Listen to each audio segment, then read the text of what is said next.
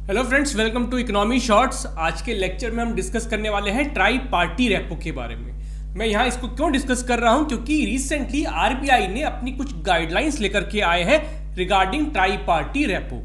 तो try party repo को समझने से पहले हमें ये समझना जरूरी है कि रेपो ट्रांजैक्शन क्या होता है। तो रेपो ट्रांजैक्शन पहले समझ लेते हैं कि रीपर्चेज ऑब्लिगेशन। रेपो क्या मतलब होता है? रीपर्चेज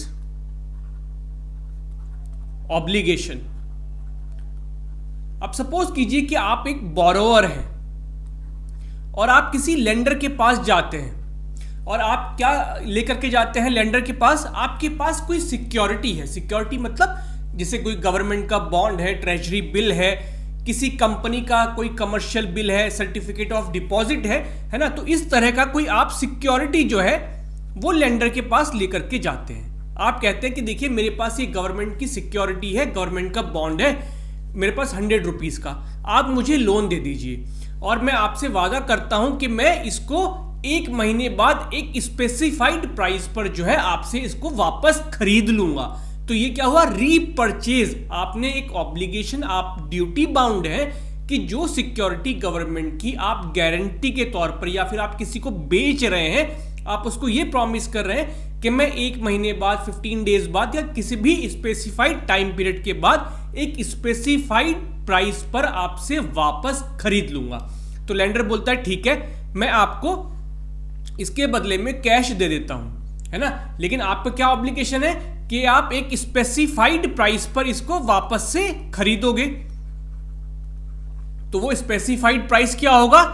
जो भी आपका प्रिंसिपल है, जैसे मान लीजिए आप 100 रुपीज का लोन लिया तो वो आपको चुकाना है, प्लस जिस इंटरेस्ट रेट पर आपको दिया गया है, मान लीजिए कि 5% का इंटरेस्ट रेट है, ठीक है। तो मान लीजिए 1 महीने बाद आप लेते हैं तो 5 रुपए आ जाएगा 5% के हिसाब से। तो आप इसको कितने रेट पर खरीदेंगे? 105 रुपए पर आप इसको वापस से खरीद लेंगे। तो ये क्या हो गया? ये हुआ रीपर्चेज ऑब्लिगेशन ट्रांजैक्शन या फिर रेपो ट्रांजैक्शन।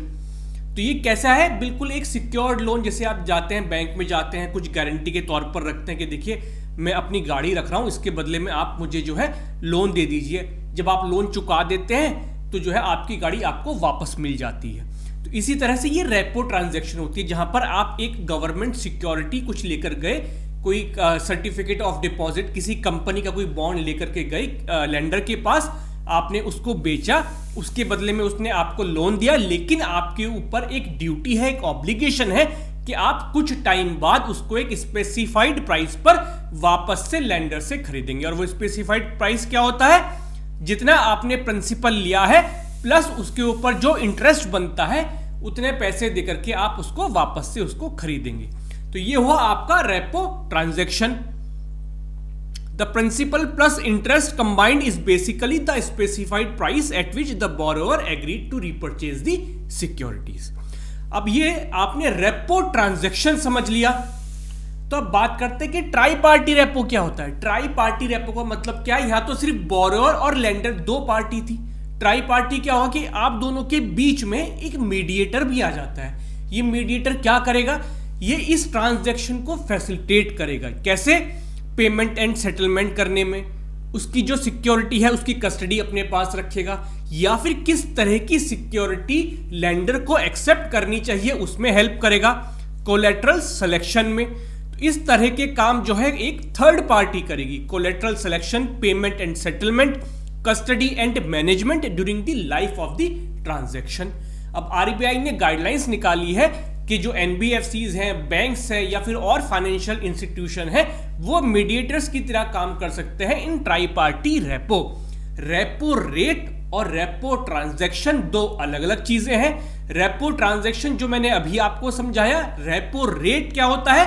जो आरबीआई की मॉनेटरी पॉलिसी में आता है। तो रेपो ट्रांजैक्शन किसी के बीच में भी हो सकती है, लेकिन जब रेपो रेट की बात करेंगे तो वो स्पेसिफिकली आरबीआई से ही कंसर्न करेगा। तो आई होप कि आपको अब ट्राई पार्टी रेपो का जो है मतलब समझ में आ गया होगा। Thank you so much friends.